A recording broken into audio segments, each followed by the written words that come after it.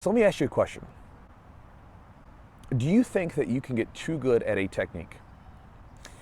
Do you think there is a point where you will be so proficient at a technique that it will no longer benefit from drilling, repetition, practice, using it in the gym?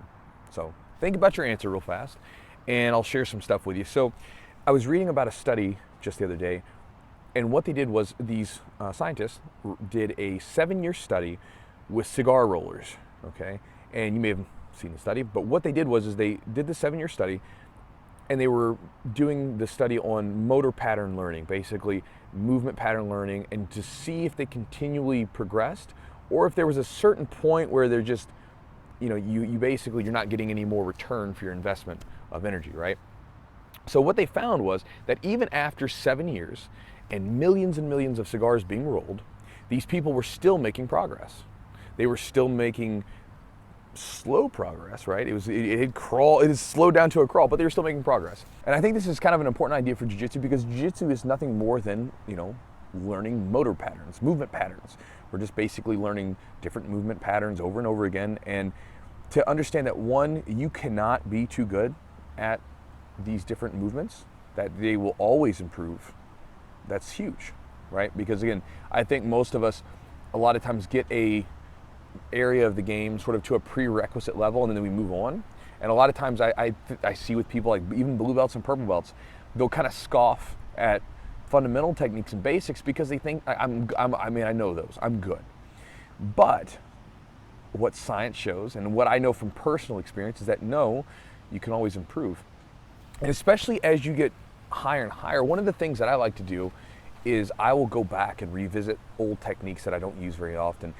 One area in particular is I will go back and revisit full guard, and basically I'll look at my white belt curriculum, and that is the moves that I will limit myself to.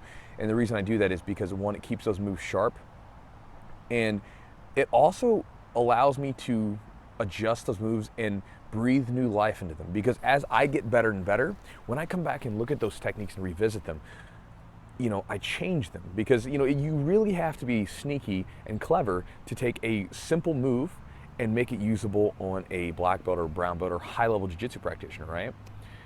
And because I'm at a higher level, I'm able to do that, whereas I may have not been ready for those little small details that I'm now seeing as a higher-level jiu-jitsu practitioner. And I see the same thing with some of my color belts. They'll come into a beginner class sometimes, and they'll look at some of the basic moves I'm showing, and they're like, oh, wow, I totally missed that. And again, it was always there.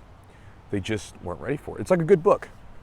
I'm sure you have read a book before where you read it once and it was good, and then you read it again and you saw some other stuff that you didn't miss before. It was always there, but you missed it before because you weren't ready for it. And so just the two takeaways from this video today are, one, understand that you cannot get too good at a technique, that it can always benefit from practice. And with that sort of said, don't forget to every now and then spin back around, revisit some of the old techniques that are sort of sitting on the proverbial bookshelf collecting dust. Take them out and use them a little bit, and then see what you can do with them now as you've progressed and as your game has changed. Because a lot of times you'll find that as you continue to change and become different, that the techniques will then be different, or you'll be able to use them differently in some situations. So hope this video is useful to you guys. I'll talk to you later.